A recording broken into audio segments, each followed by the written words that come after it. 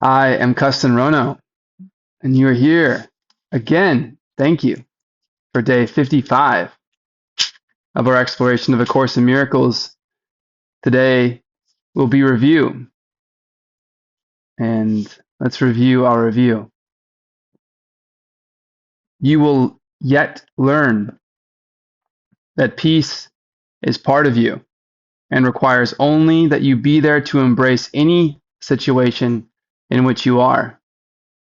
And finally, you will learn that there is no limit to where you are, so that your peace is everywhere, as you are. Nothing you see means anything. You have given what you see all the meaning it has for you. You do not understand anything you see. These thoughts do not mean anything. You are never upset for the reason you think. You are upset because you see what is not there. You see only the past. Your mind is preoccupied with past thoughts. You see nothing as it is now. Your thoughts do not mean anything. Your meaningless thoughts are showing you a meaningless world. You are upset because you see a meaningless world. A meaningless world engenders fear. God did not create a meaningless world. Your thoughts are images that you have made. You have no neutral thoughts. You see no neutral things. You are not alone in experiencing the effects of your seeing. You are not alone in experiencing the effects of your thoughts. You are determined to see. I am determined to see. 21. I am determined to see things differently. Please repeat after me.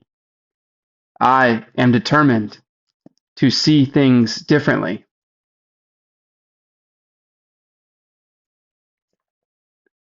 What I see now are but signs of disease, disaster, and death.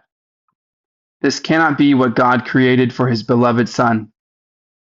The very fact that I see such things is proof that I do not understand God. Therefore, I also do not understand his Son.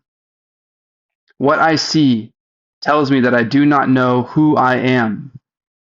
I am determined to see the witnesses to the truth in me, rather than those which show me an illusion of myself. Please repeat after me. I am determined to see things differently.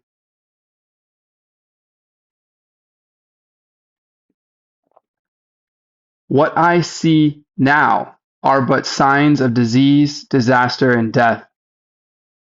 Certainly we can find these things amongst us when we look in the news or online.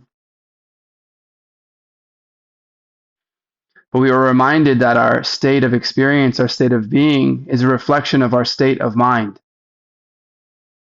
And that everything we see around us is allowing us the opportunity to wake up to the insanity of our own thoughts. This cannot be what God created for his beloved Son. God is love. You are a miracle. And the source of miracles is love.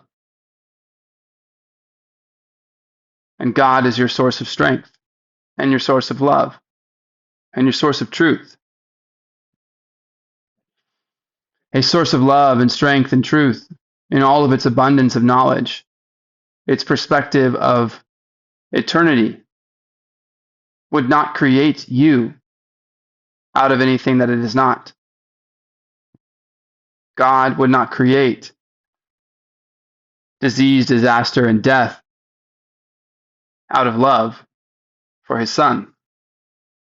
The very fact that I see such things is proof that I do not understand God, and that is okay. We are reminded that it's okay to not understand something and to feel the dis-ease associated with the newness of a lack of understanding. That where we do not understand and we find ourselves uncomfortable, therefore, we can remind ourselves that we are on our way. We are practicing. We are practicing because we again are new to seeing. We don't need to be good at it yet. We don't have to have a command over the subject matter.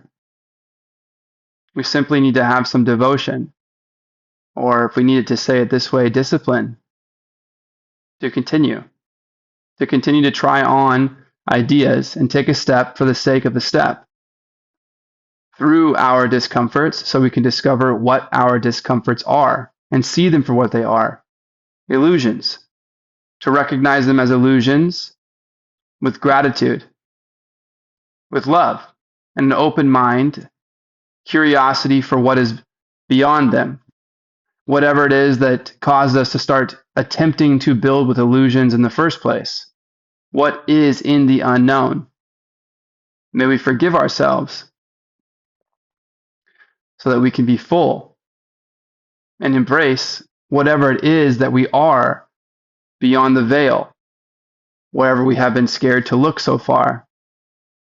Because our fear is emanating from an idea that we've been holding on to, something of the past, literally a remnant of nothingness. There is no past.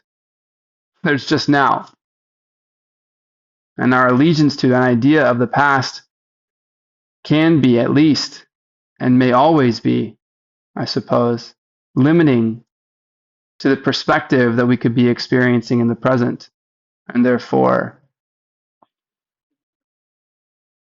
dimming the gift that the present is. Therefore, I also do not understand his Son. That if we do not understand God, the Creator, that we are not willing to accept whatever God is made up of, how are we supposed to imagine that we truly know what it is that we are? How do we know what we are made of if we do not allow ourselves to know God? How can we build anything in our best interests if we do not understand what our meaning is? What are we? If we don't understand what we are, how can we know what our true purpose is? No wonder we find so much disease and disaster and death. That is the inevitable state of where we will eventually end up as we build with illusion so that we can destroy this sickness that we inhabit. What I see tells me that I do not know who I am. Again, reflecting on the destruction that seems to still permeate our quote-unquote external environment.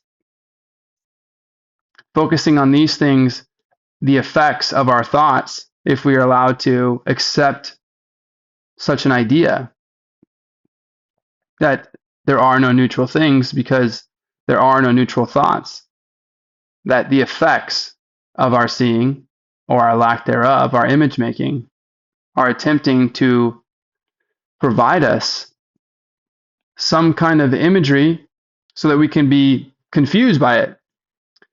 Why? Why would all this be allowed? As we move closer and closer to these kind of questions, we end up possibly wondering, am I contributing to this? I am determined to see the witnesses to the truth in me. Truth in me.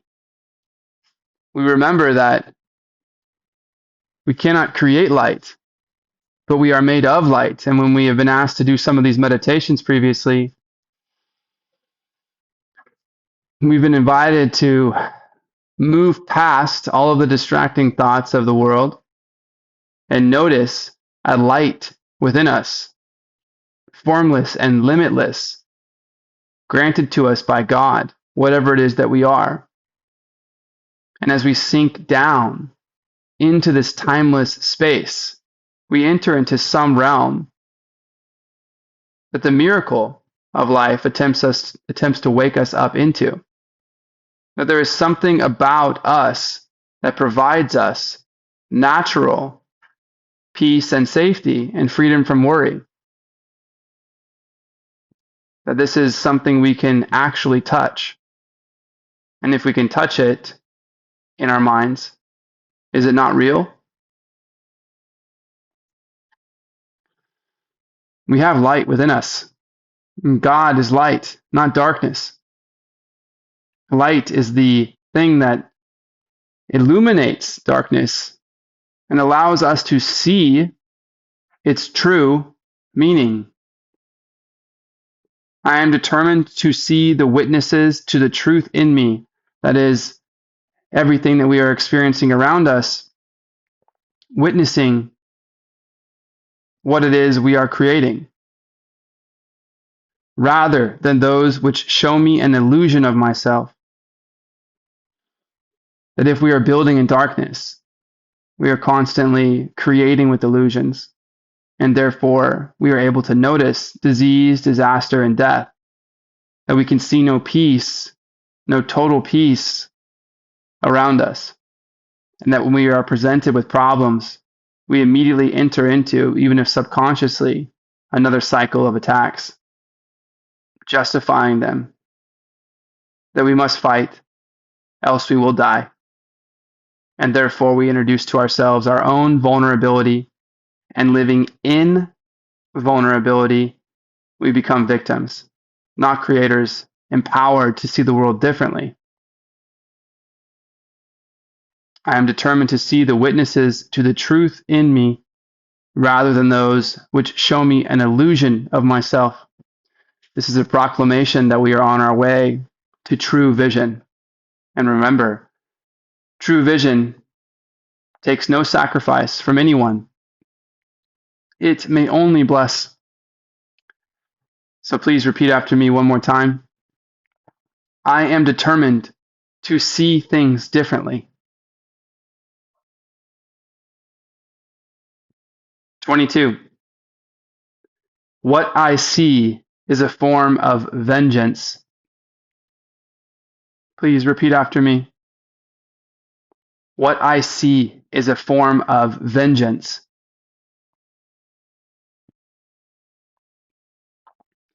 The world I see is hardly the representation of loving thoughts. It is a picture of attack on everything by everything. It is anything but a reflection of the love of God and the love of His Son. Capital L's here. The love of God and the love of His Son. It is my own attacked thoughts that give rise to this picture.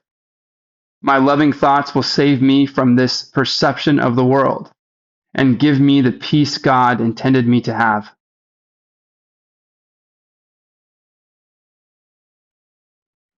Please repeat after me. What I see is a form of vengeance. The world I see is hardly the representation of loving thoughts. Thoughts are miracles. Loving thoughts are miracles of which we are aware, I suppose, that the source of miracles is love, that their expressions are love. And if we are aware we are having loving thoughts, we are participating in the process of miracles.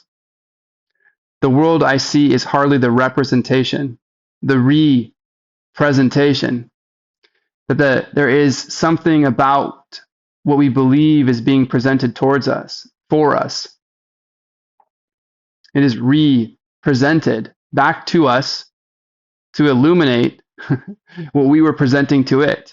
That our thoughts, the causes, present an effect.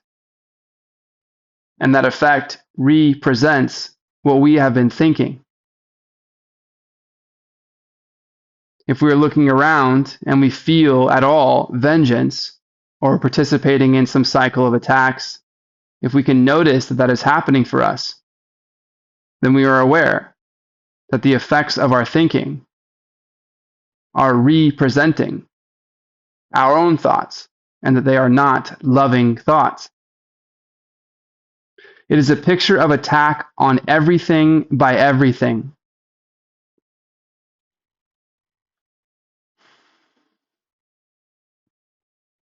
If absolutely anything can be the tool that allows us to wake up to God, to notice His light, then it would stand to reason that our unloving thoughts are able to permeate everything that we see. If our unloving thoughts could only permeate a few things, then there would be an overwhelming amount of evidence suggesting that God's light and love is actually all around us. And perhaps then we could just look directly at the few items that stood out as the anomalies and see in them, with a little bit of reflection, God's light there too. But it would stand to reason then that if we are having unloving thoughts, then everything around us could take shape of those loving thoughts.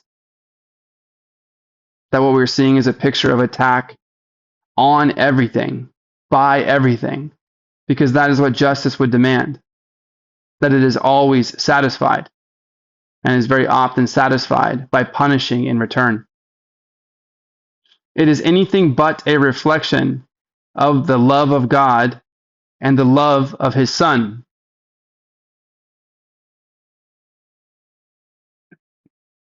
That God, as a source of love, if we could see God for what He is, would only create us in the name of love. And if we are not able to see our love, if we are not able to hear God speaking very directly to us, if we are not noticing love in all things, as love is the source of miracles and their expression, if we cannot see this in everything, if we cannot see every action being one of love, then we are not living with loving thoughts. And therefore we are not seeing the reflection of the love of God and His love for us. It is my own attack thoughts that give rise to this picture. We are accepting some ownership with this statement. This statement is interrupting our natural flow to accept our victimhood or that of a loved one. And as we want to know meaning and peace, it is natural that we would imagine there is something we need to defend and therefore we must fight. But if we can convince ourselves that any idea of victimhood exists at all, then immediately we are thrown off balance. And in order to justify that idea, we will find an attack on everything by everything. That would be required in order for us to accept that we are not creators imbued with the opportunity and responsibility to see life how we would imagine it. Instead, we become just the receivers that which is done unto. And therefore, it is our own attack thoughts, whether we are conscious of them or not. Perhaps we believe we are only in defense, which this book was telling us is the same as attack, because we are now living in its antithesis. We are giving rise to its justification. It is our own attack thoughts that give rise to a picture of an unloving world, not one of a reflection of love of God and the love of His Son. My loving thoughts will save me from this perception of the world and give me the peace God intended me to have. That if we can wake up to this idea of love with appreciation and an open mind to anything that we could think of or see, at any time or anyone in any place, even if just in our own mind? That if we can notice this in one thing, we can see it in all things. This is what God intended. Or let's say, what would you like? Would you like to live in a world where you are constantly depleted of energy, having to heal from disease, noticing only disaster and having to clean up, or attempting to avoid your own death? Or would you like to imagine that you live in a world, and would you be willing to call it real, where you know perfect peace and perfect safety, where you have freedom from worry, where you are in essence invulnerable? Are you so threatened by an idea that you could be existing as a state of mind in the kingdom of heaven, one step away from eternal knowledge? Or would you rather have death? Please repeat after me one more time. What I see is a form of vengeance.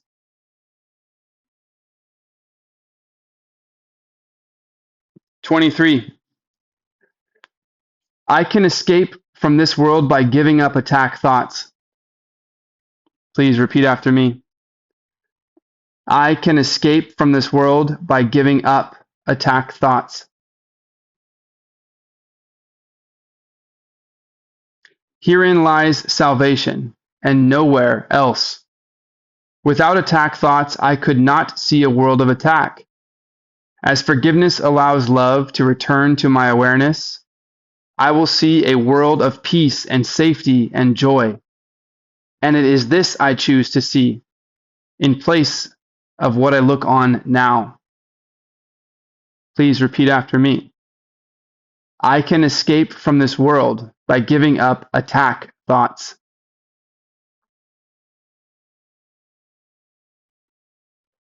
Herein, let's pause there already. Herein, that our light is within us, and our opportunity to see life differently is already imbued within us.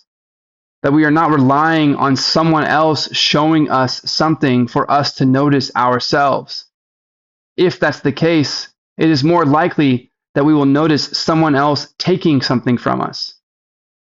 Or we may notice ourselves giving away our sovereignty, outsourcing some part of our body or mind to some other service that tells us it can do it better than we may know ourselves.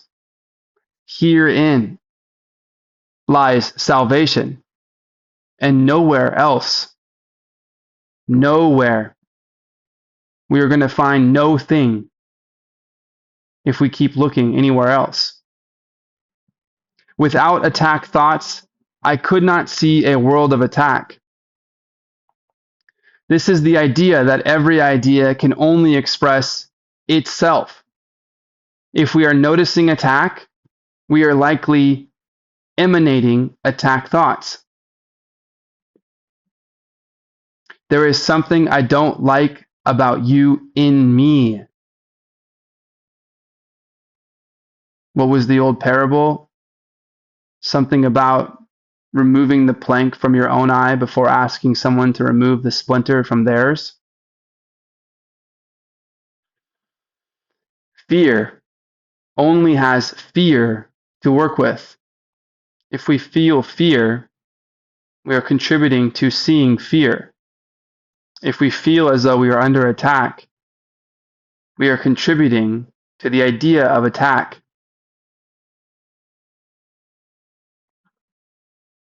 If you can imagine someone attacking you, and perhaps immediately we're both going to slip into justification, but if you can imagine someone attacking you in your mind, do you not believe that you would either, one, need or want to defend yourself, or two, have to or want to attack back? That it is simply by calling on the idea of being attacked that we recognize we are entering into a cycle of attack. Maybe this seems too on the nose because we asked ourselves to picture it, but what is the difference?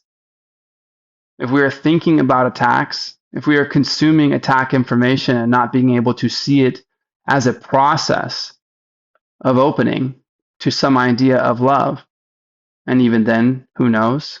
We're still focusing on attacks.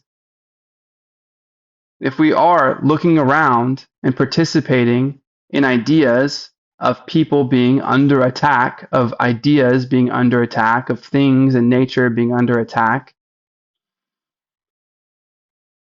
and we do not see solutions that are being birthed from ideas of love, then it's not a surprise that we will find ourselves also thinking about ideas of attack ourselves.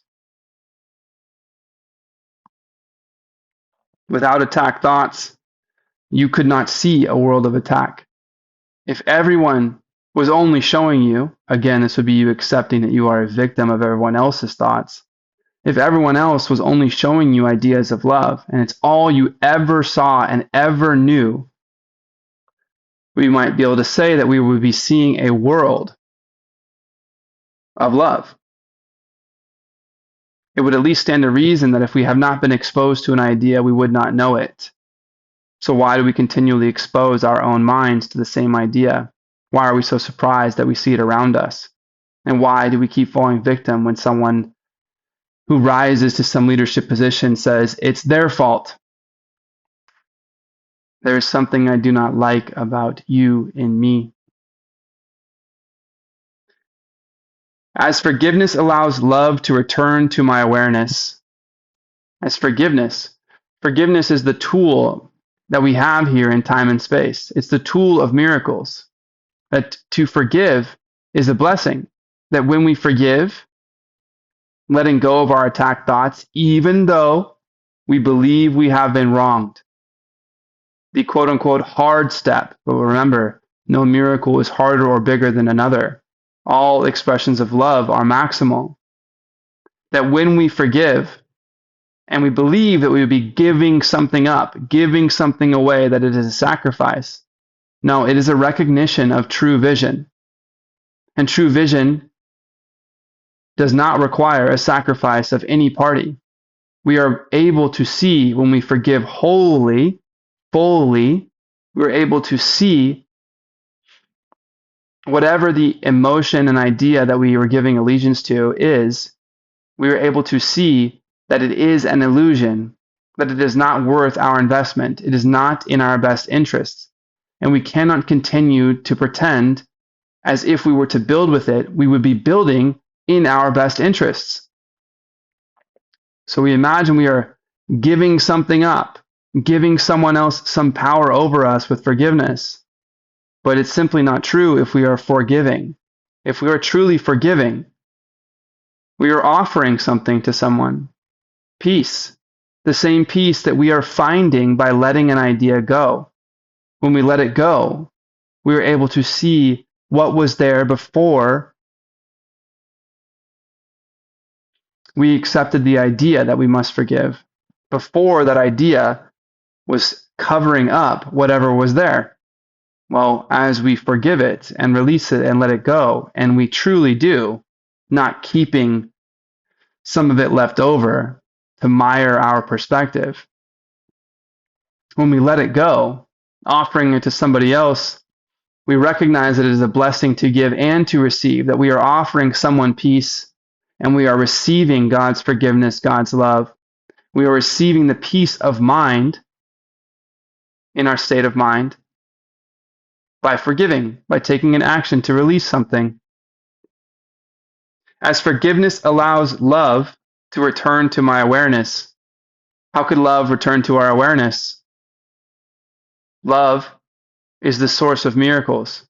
Love is the expression of miracles. To offer forgiveness is to receive love. It is a blessing to give and to receive. As forgiveness allows love to return to my awareness, I will see a world of peace and safety and joy. We are making a proclamation that if we can trust ourselves to do these steps, we will notice that which we are looking for. Do you want to know peace and safety and joy, you could say no, that you want justice for what has happened. I invite you to recognize the baseline attack idea in your statement. How do you imagine you will be creating peace and safety and joy by attacking someone who has attacked you? I can understand the idea of wanting justice, absolutely, but it may not be far from vengeance. And what are we creating within ourselves as we pursue this? And are we so sure we will feel better if we can punish somebody? Do you believe that you can make yourself feel bad enough to make someone else feel good? Or do you believe that you can make someone else feel bad enough to make you feel good? If you believe that answer is actually yes,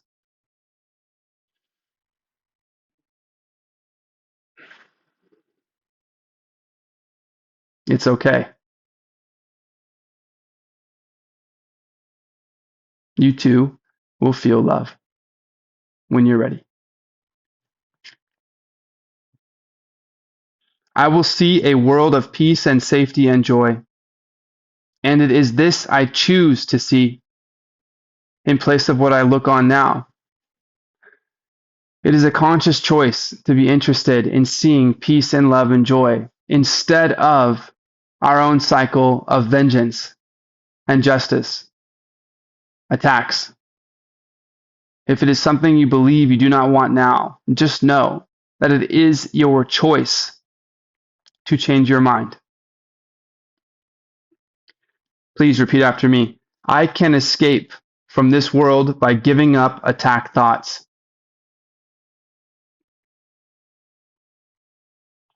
You are not trapped here. You are here with yourself, and you can simply leave this world you're creating behind. Not leaving everyone to suffer, but literally changing it into what you would rather be seeing and raise all up with you. It will require, though, that you will want all raised up, not some to be punished. If you want some to be punished and some to be raised up, can you feel the polarity? The natural creation of abundance and lack, the requirement for miracles to continue, that we are still within the realm of miracles. If we are within the realm of miracles, we are not experiencing timelessness. We have not entered into our own invulnerability. That by shaping a world where you want some to be lower and some to be higher, you are simply recreating exactly what is today, if that is what you are seeing. You choose. 24. I do not perceive my own best interests. Please repeat after me. I do not perceive my own best interests. How could I recognize my own best interests when I do not know who I am? What I think are my best interests would merely bind me closer to the world of illusions. I am willing to follow the guide God has given me to find out what my own best interests are, recognizing that I cannot perceive them by myself. Please repeat after me. I do not perceive my own best interests.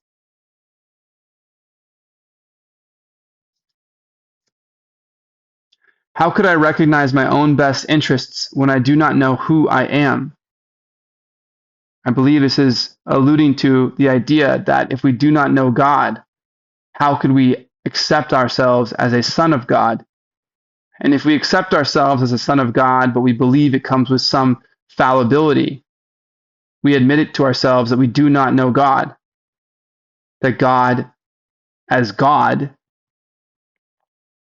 would be in the realm of perfection, in the realm of knowledge, in the realm of eternity, that we are created from these ideas in the name of love with the ability to notice truth. Why would we believe we are anything other than holy? Why would we believe that everything we see cannot be enveloped in our holiness? If we cannot see this, perhaps we are identifying with our flesh and our attacked thoughts.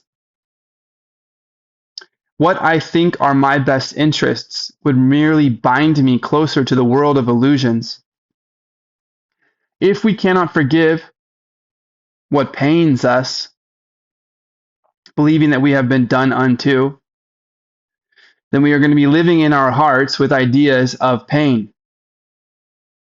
We would be building with pain. We would be afraid of ever feeling that pain again.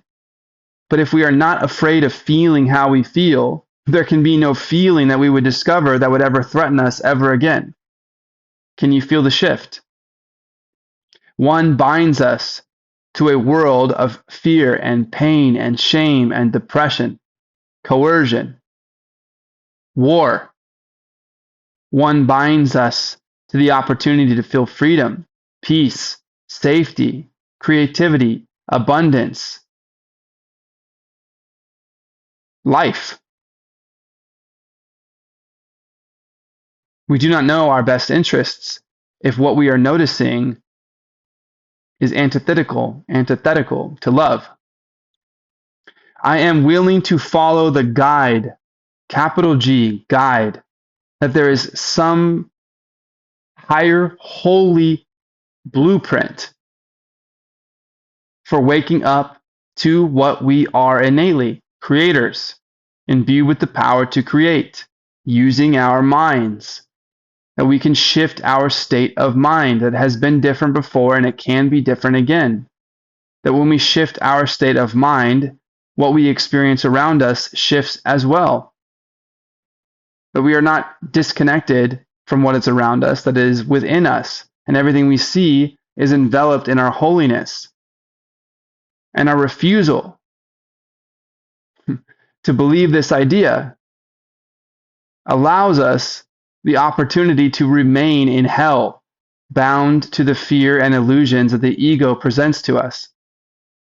That we believe we will be destroyed. We believe that we are of sin. This is a toxic idea. And so we will have toxic thoughts. And so we will see toxic things, believing that this is where we belong. But we belong where we were put, in the kingdom of heaven, as a state of mind, created from God, imbued with the power to create, to imagine, creating therefore an imaginary world with our minds that feels physical and real. And that's beautiful because it comes with this idea of risk. It comes with this idea of love. It comes with this idea of giving up ourselves to the future.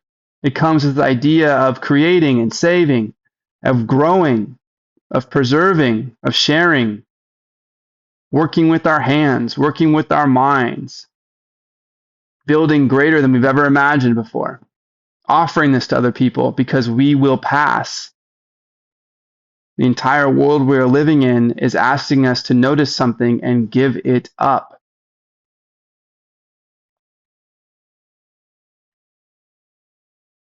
I am willing to follow the guide God has given me to find out what my own best interests are, recognizing that I cannot perceive them by myself. It's okay to ask for help. And luckily, we are living inside of a system inside of our own mind, possibly, that has all these neat tricks in the invisible, like the miracle. And if you are here listening to this, you are listening to a guide, possibly from God, if it's been created by a person who believes they are in direct communication with God. Is that so far out? Would not that be something that you want to experience too? If you ridicule it, maybe you're not ready to wear it. Why are you ridiculing yourself? If you believe that you are not, do you really believe that that is true? What would be so scary about feeling how you feel, such that you are never afraid of what you could feel ever again? Would that not be a world of perfect peace where we are allowed to process everything that we notice with love and appreciation and open-mindedness? Would that not be waking up to anything we could notice in any moment? Are you willing to proclaim that you are willing to follow the guide God has given you to find out what your own best interests actually are and ask for help? I am. Please repeat after me. I do not perceive my own best interests.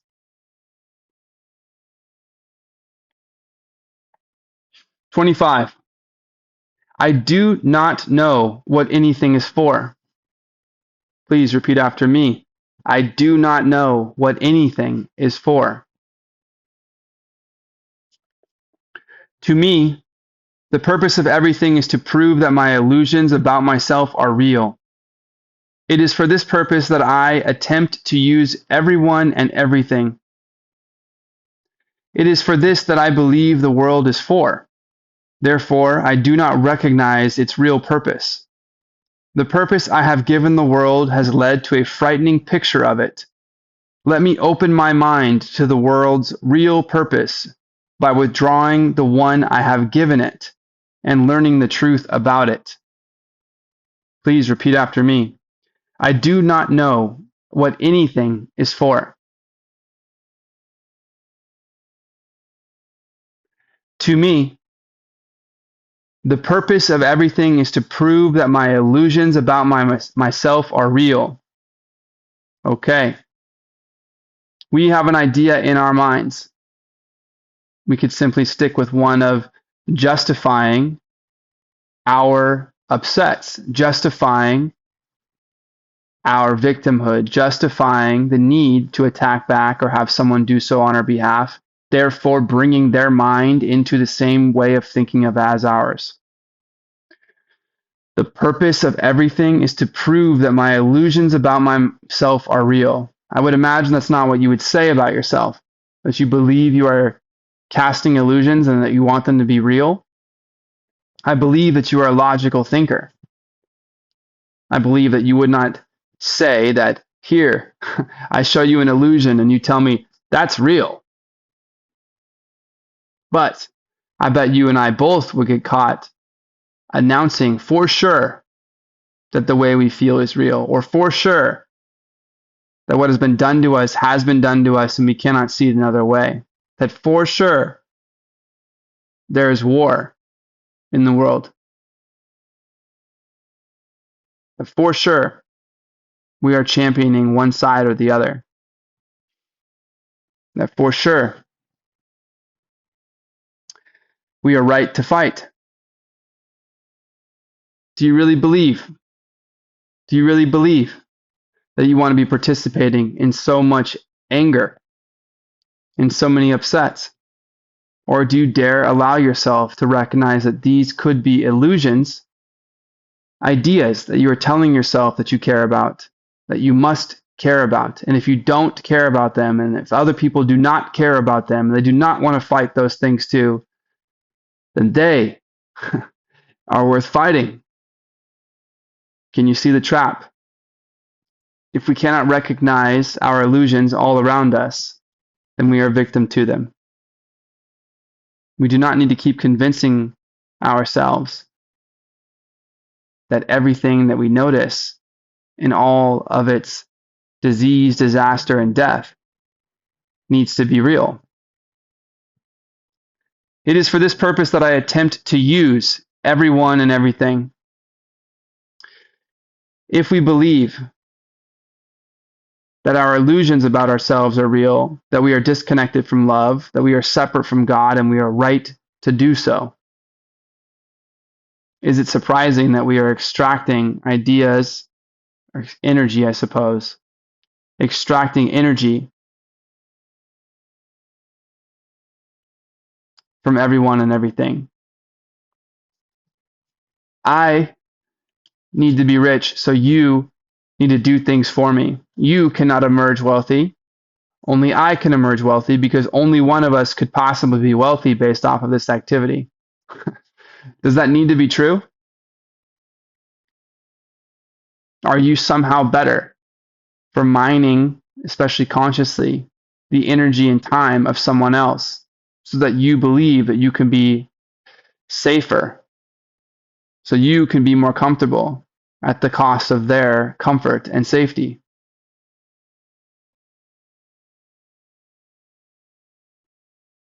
It is for this that I believe the world is for.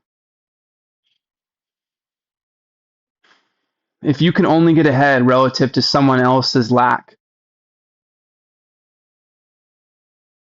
then you are creating a world of sickness. You are creating a world of lack. If you are in the world in which you feel you are ahead and you can notice someone else's lack, you are living in a world of lack. Fortunately, that is the world of miracles. Giving from someone who temporarily has more to giving to someone who temporarily has less. Filling in the void. We fill in this void by giving love. When we give love and offer forgiveness, we do not lose anything. That feels opposite than giving away our money or giving away our time or giving away our clothes and resources. That when we put our faith in idols, well, we are experiencing what it is like to give our allegiance to a false idol. But there is no idol to give ourselves to other than that of love. In love, we are invulnerable, existing in the unconditional. And we either see or we do not. And if we cannot see this idea, then we are living outside of the idea of the unconditional, where we believe we will be destroyed. And therefore,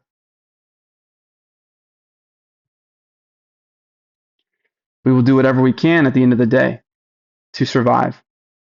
And we will use everyone and everything to justify this very unreal, although we call it reality, version of ourselves, where we are separate from God and separate from love. We are never separate from God or separate from love, but all the things that we do impact ourselves and everyone around us, that we are shaping the world we are living in. And if we can just barely carve out our own bunker or walled off garden, then we can survive. Wouldn't that be a joke?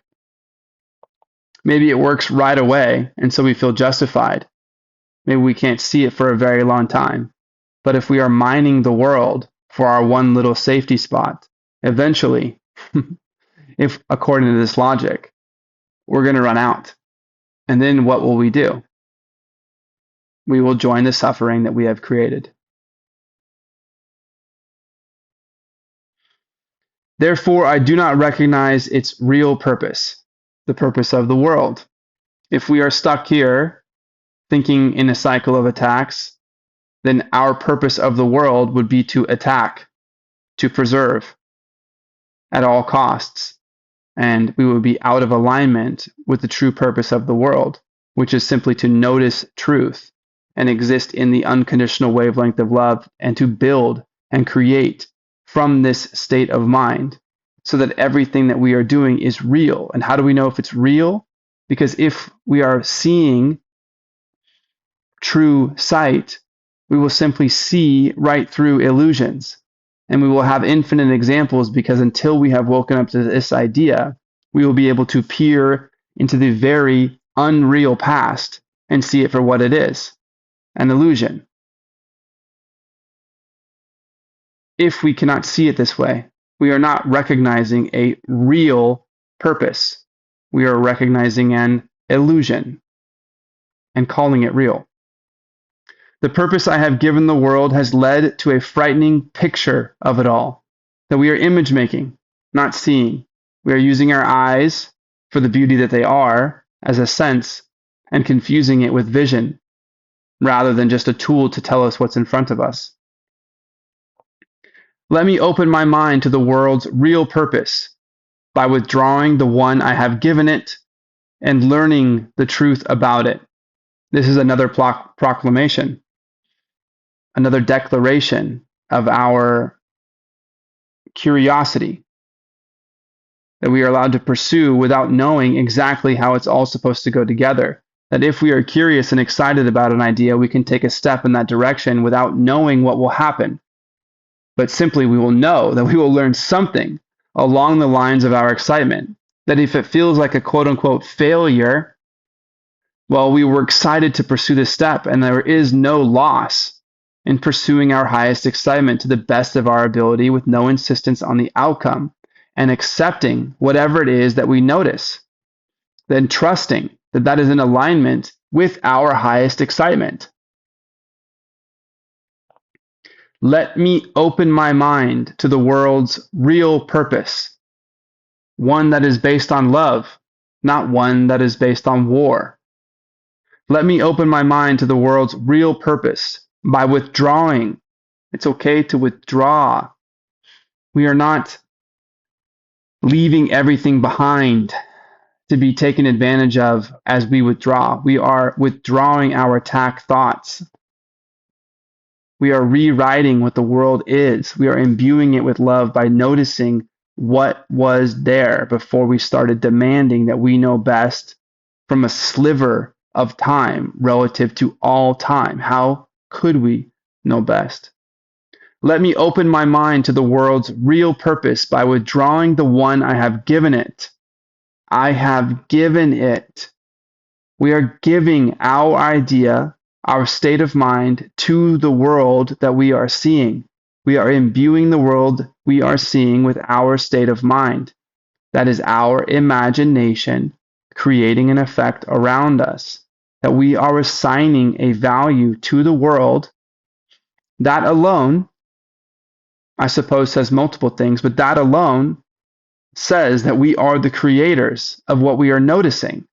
That we are giving things value at all says that we know best, we believe, and that we are accepting our definition of what everything has to be in order for the world to make sense. And this is a senseless idea. This will require us to know everything in order to order everything perfectly. And we simply can logically understand that we do not know everything and never will from a time and space perspective in a limited body that we are worried about being destroyed. Let me open my mind to the world's real purpose by withdrawing the one I have given it and learning the truth about it. If we are uncomfortable, we recognize we do not understand. And if we do not understand, we are giving ourselves permission to practice, to try on a new idea, to embrace learning, to ask for help, and let the answers arrive, following our 3-step process that takes 2 steps. Notice that we have been out of alignment because we do not feel well. We do not see wellness. Let our attack thoughts go. Let our upsets go. Use the tool of forgiveness of this world, of miracles, to allow others levity and to receive levity so that we can feel full, this blessing of fullness, so that we can give what we have and build in the name of truth. And step 3, do nothing. You've done all you need to do. Simply now notice what is already there and hear God's voice direct you with ease along the path of truth. You are now connected to God. You can now hear Him clearly. And I would imagine as time goes on, this idea becomes innate within us until we discover true happiness. Please repeat after me one more time. I do not know what anything is for.